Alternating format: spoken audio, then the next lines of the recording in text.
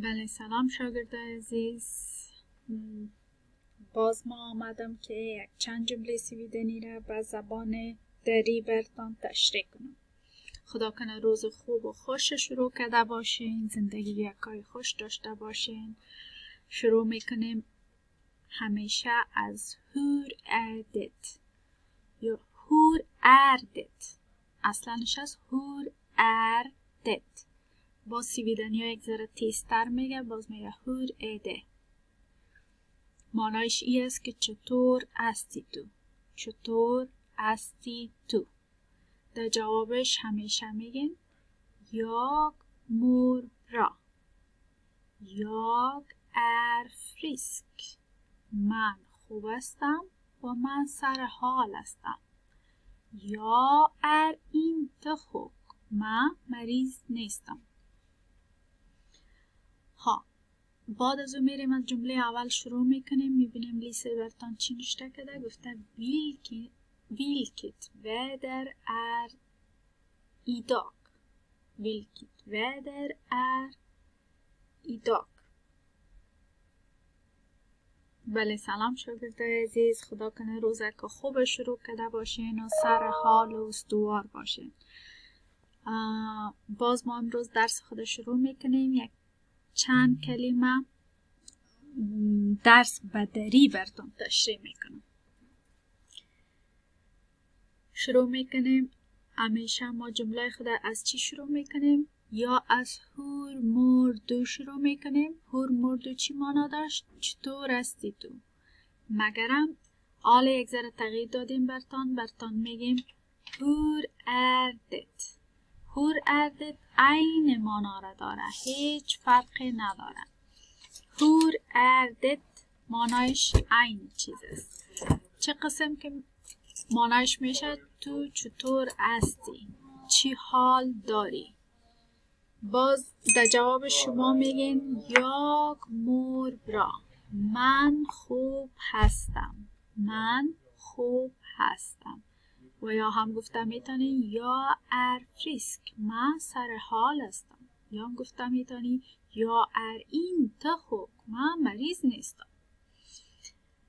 همیشه امروی کسی که مقابل میشه می جمله اول از که آدم شروع میکنه باش. خب بعد از میریم جمله اول میبینیم لیسه چی نوشته کرده. گفته vilket väder är det. میگه کدام هوا است این. در جوابش چی میگین؟ شما خودتان جواب برش جور میکنین. مثلا هوا امروز افتویست، امروز شمال زیاد است، امروز ابر زیاد است، باران است، چی است؟ گفته vilket väder är det. هوا، کدام هوا است این. hur mycket är klockan. ساعت چند است. ساعت چقدر است. یا هم در جوابش ایره خودگه ساعتتان هر قدر که بود شما میتونین که جوابش بدین. مثلا گفته میتونین ساعت 1 است، ساعت 2 یا هم ساعت 3. Vilken dag är det idag. کدام روز است این امروز. کدام روز است این امروز. در جوابش هر روزی که می باشه شما باید روز بفهمین و بتانین که جواب بدین لیسه را. شاید هم امی سوالای امتحانتان اینمی چیزا باشه. Vilket datum är det idag. کدام تاریخ است این امروز. تاریخ شما باید بتانین تاریخ روز جواب بدین. درست است؟ و دیگه سوال آخر گفته Vad gör du idag. چی میکنی تو امروز.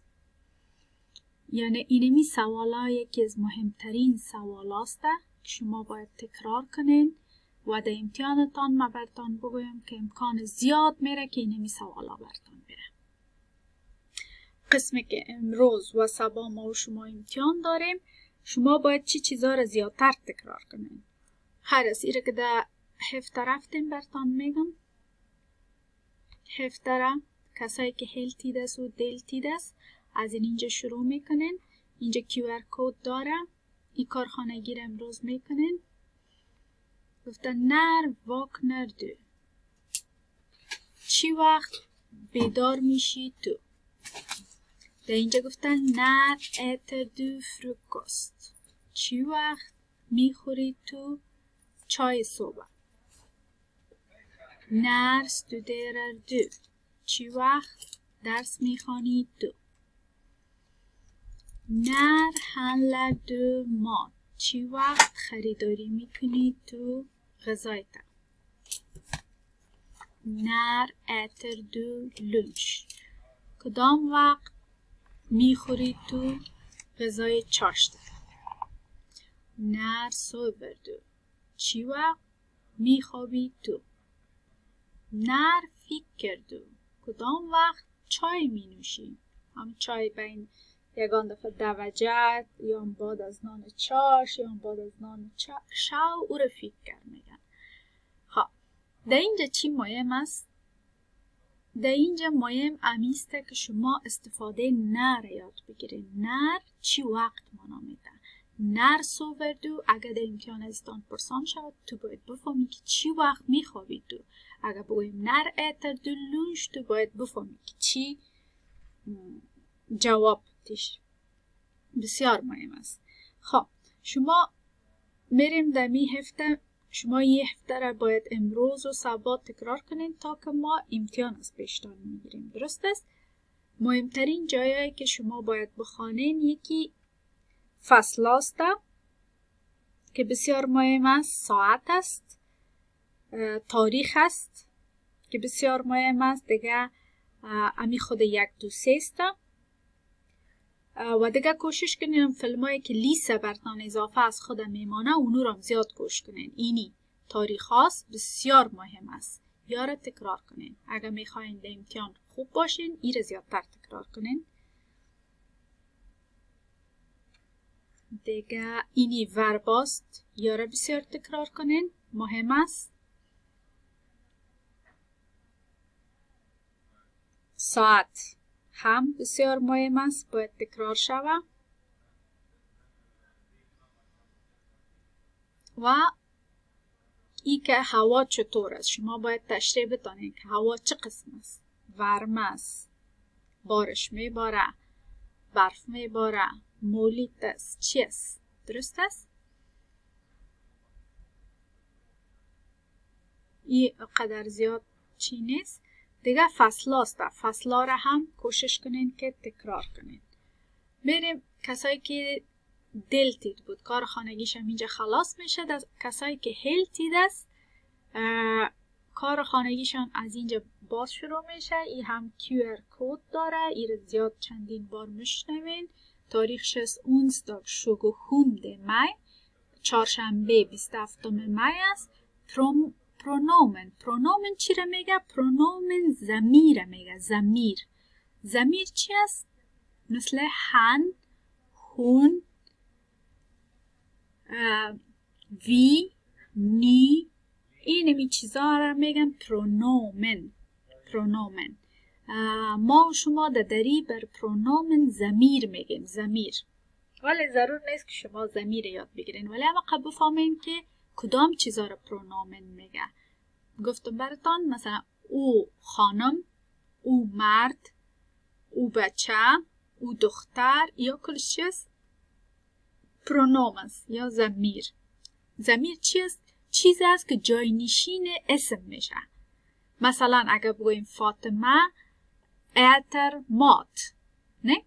دفعه دیگه نمیگیم فاطمه دریکر واتن، میگیم هون دریکر واتن. اینی هونه که در جانش استفاده میکنیم یا او خانم، اینمی هون به نام پرونومن است. پرونومن.